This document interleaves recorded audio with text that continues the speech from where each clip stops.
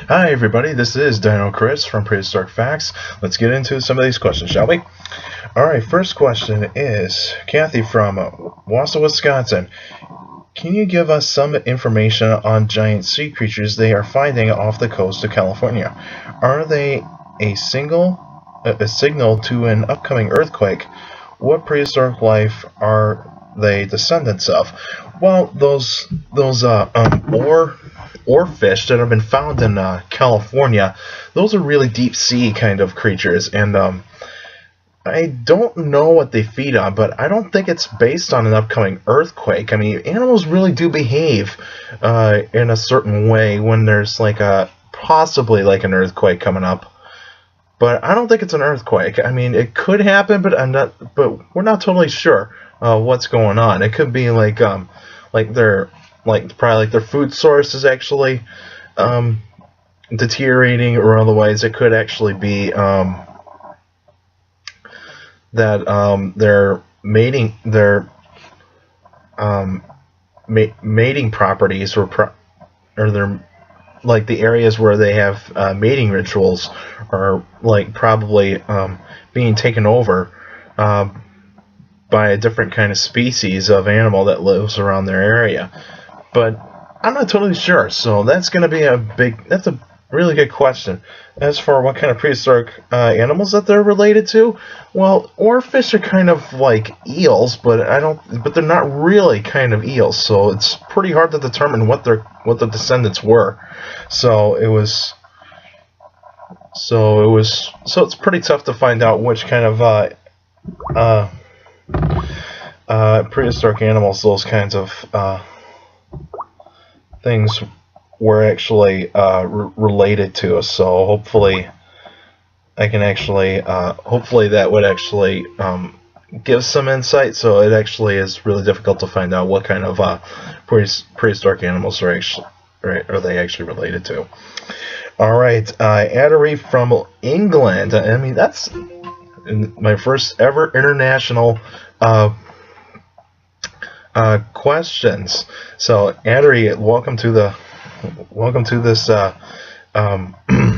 to the club, and hopefully you can continue to send me more questions. But you're the first one to be part of to be international fan. So hopefully this will actually continue on. Hopefully I can actually inspire people around the world about prehistoric life. But anyway, you actually sent 6 battle questions. I mean, that's a lot for this show.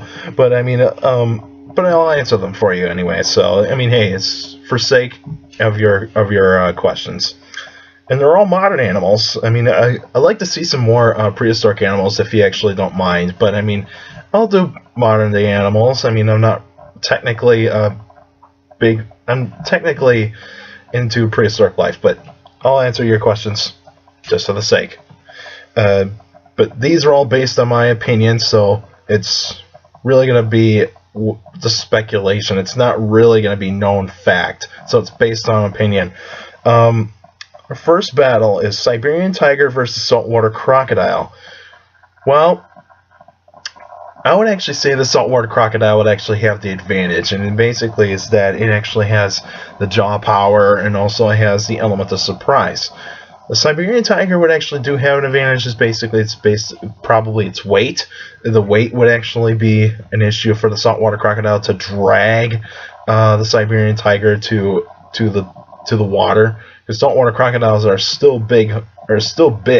They can almost grow. They grow between 15 to 20 feet in length. So it's pretty substantial it's a pretty substantial predator for that kind of animal to actually take down. So I would say saltwater crocodile would actually have the advantage based on because you see it actually has the element of surprise, and also would actually have the better jaw power. But if it was actually on land, if this battle happened on land, the Siberian tiger would actually have the advantage due to the fact that its speed and also its brain. It has a bigger brain than the crocodile, and would actually have the ability to possibly flip over the crocodile and take advantage of its soft belly. So that would actually be an advantage for for the Siberian tiger. But I would say the crocodile would actually be a little bit more powerful, and it would, but on land it would actually feel a lot heavier for that tiger to actually try to flip over. So I would say the saltwater crocodile would have mainly the advantage. As for the second one, the Siberian tiger versus Kodiak bear, Kodiak bear will still win that fight just based on its strength, and also its ability, just based on its strength. Just mainly based on its strength, because the strength is actually going to be the key factor for that fight. But the Siberian tiger still has good strength, but also it has agility and probably a bigger brain than the Kodiak bear. But I would think that, I mean, that could be pretty close, though. It could be pretty close, but I would say that the Kodiak bear would actually have the advantage. Basically, it's because it has the longer arms and also has those big claws, and also a much more powerful bite than the Siberian tiger. The gray wolf versus the hyena. Whoa, this is pretty good. Pack hunters versus pack hunters. I would say the hyena actually has a little bit more of an advantage. This basically is because of its size and also its jaw strength. It has one of the most powerful jaws in the mammalian world today. I mean, hyenas have pretty strong jaws compared to the gray wolf. Gray wolves would actually have the speed and the intelligence to actually try to outmaneuver the hyenas. But if you're actually just talking about one versus one-on-one, I would say the hyena would actually have the advantage just based on its size and strength, and also but I would think their smarts would actually be almost even, because they're pretty close to their intelligence. Their intelligence would be so similar, so it would be pretty close. Fourth one, saltwater crocodile versus a great white shark. That's a toss-up. That one's going to be really close. That one's going to be really close. I would say if you flip a coin, it could depend on either or.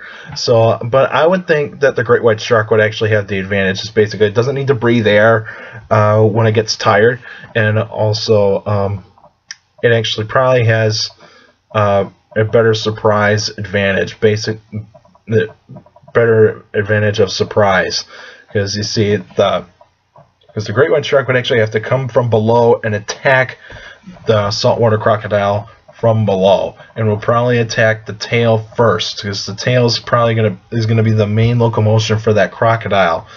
But the crocodile could actually bite the great white shark's tail and probably bite its nose, so that it would actually not give that great white shark the advantage that much for it. But I'd say that's a toss-up. That's a big toss-up. Fifth one, silverback gorilla versus black bear. That one's pretty close. That one's really close also, but I think the gorilla might actually have somewhat of an advantage. I would say that it actually has the brain power to actually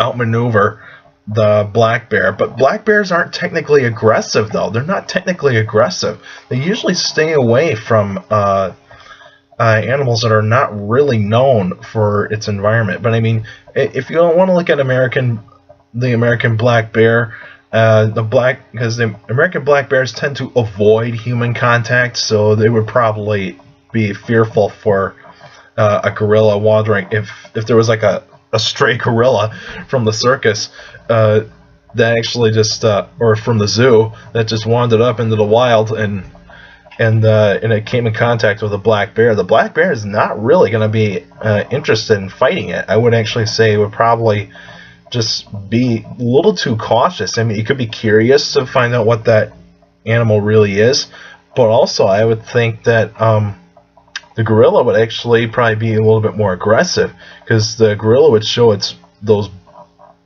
canines, those huge canines, and probably attack the black bear with a lot more aggressiveness than the black bear, because the black bear would probably just wander off, because it probably doesn't want to waste its time to fight an opponent that is so strong. So I would say that the gorilla would actually have the advantage in strength and intelligence, But even though I think that the black bear could actually have one advantage, and is that it probably is a little bit faster, and also would actually possibly give a good swipe of the claws at the gorilla to keep at bay. But I would probably say that the gorilla would actually have a little bit more of an advantage. And the final one that you have here is silverback gorilla versus the lion. This is pretty interesting. I would think the lion would actually take down the gorilla, but even though the gorillas do actually have more numbers than the lion, but if you want to talk about one-on-one, I would actually say that the lion would actually have the advantage, just basically because it's a carnivore, and carnivores usually are going to be more aggressive to the herbivores. But I don't know if lions and gorillas ever came in contact. I mean, that's a really good one. It's a really good one. But I would probably say maybe the lion would actually have a 1 point advantage. I would say have a 1 point advantage. Basically, it's got the weaponry, and also it's got the speed.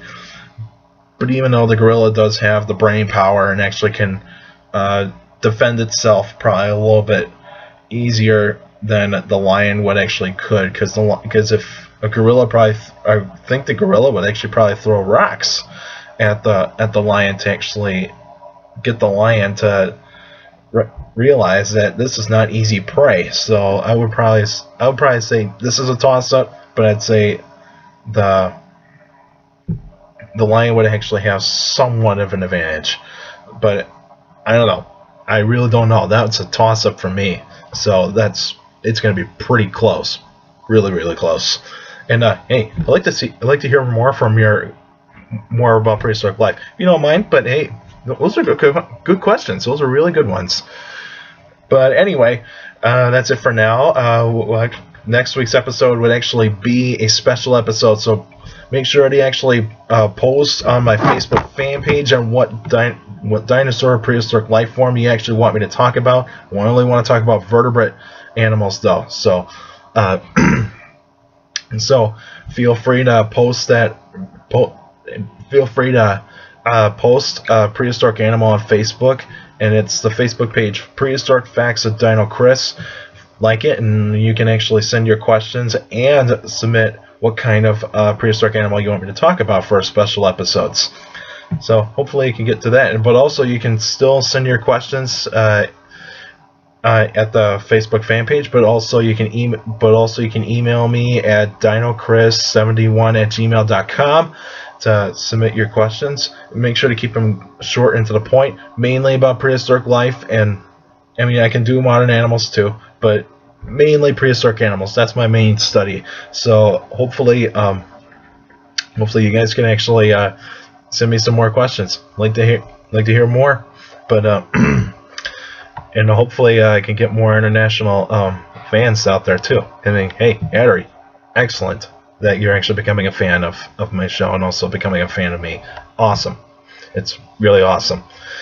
But also, make sure to take care of the people around you, and also for you younger kids out there, make sure to listen to your teachers, your parents, and your guardians. Those are the best motivation you can have for a great education, and that is very important to have an education, and it's really, really important if you want to get a job in the future.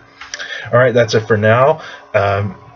And also make sure to submit the prehistoric animals that you want me to talk about, and also keep on sending those questions. I am looking forward to them. So see you guys later.